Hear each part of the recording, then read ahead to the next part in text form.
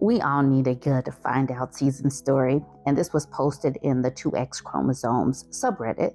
She says, HVAC guy lost a $20,000 contract because he wanted my husband to be at the meeting. Okay, let's see what's going on with this. She says, we had to replace both our HVAC units, and the company we've been working with for a while wanted to set up a meeting to discuss our options. I told them what day would work for me, and the guy kept insisting that my husband needed to be there as well. Hello, my husband is not handy at all, knows nothing about HVAC, and has owned only 2 houses, and I have owned 4.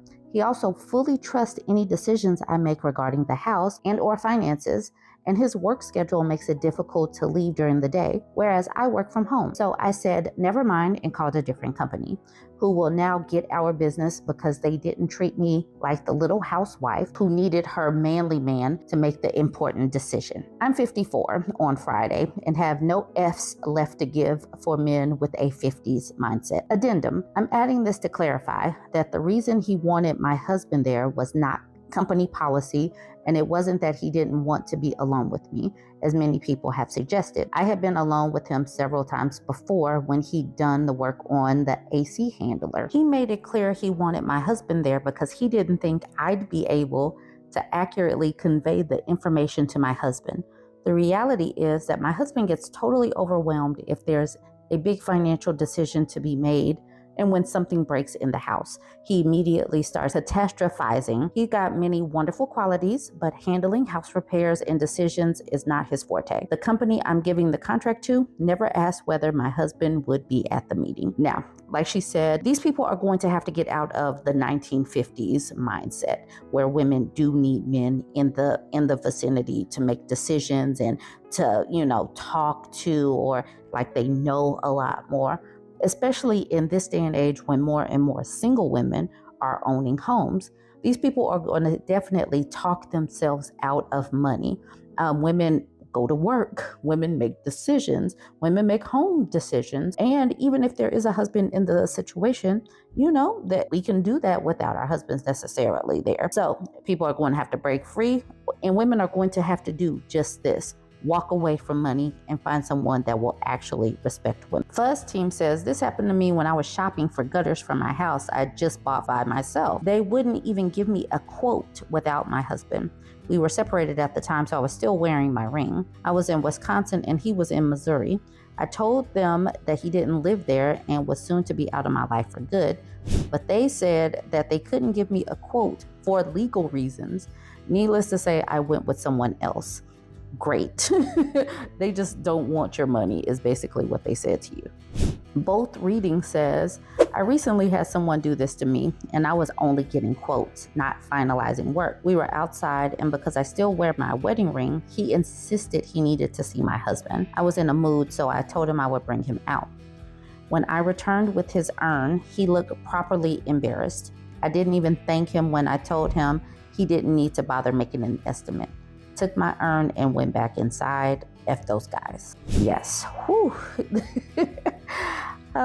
Yeah, there you go. That is a way to handle it. I Credit Reddit says, I'm buying an urn. The Body says, I was just thinking that. And to you, both Reading, I am sorry for your loss. Both Reading says, thank you. We had 30 years and he would definitely have approved of my actions. He was contrary like that. In fact, when contractors insisted on speaking to him, he would tell them, I have no idea. Why are you asking me? She really is in charge of all this.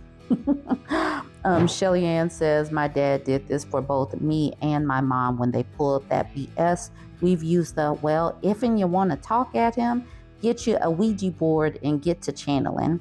Hugs to you. And then this person says, there's a funny SNL sketch called Leave Me Alone you'd enjoy.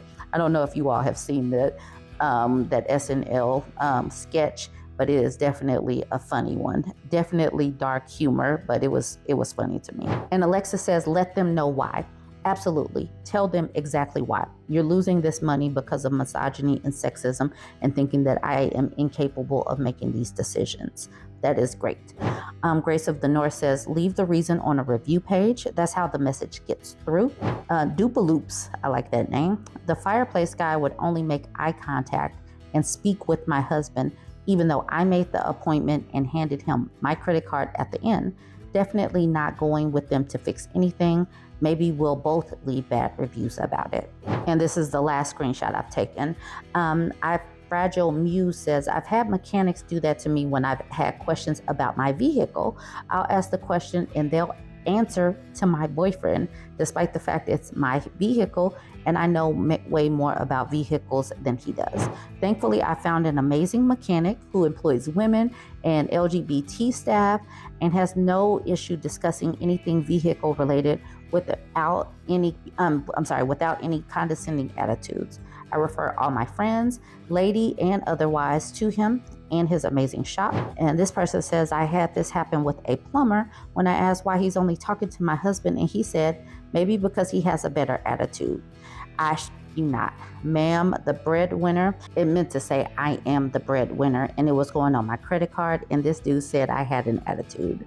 I'm totally sure he ended up missing out on that money. So yeah, I just wanted to bring this one to you. I figured, we are in a world that is shifting, and be okay with pulling that money.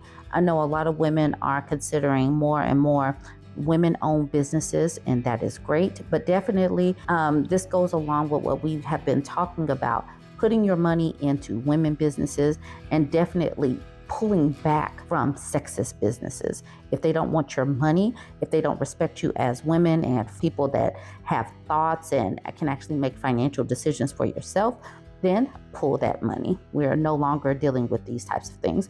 And we see where women are discounted in, like this person is talking about cars, our own healthcare needs, the house needs. And I'm totally sure that in the comments, you all can leave more examples where our voices are discounted.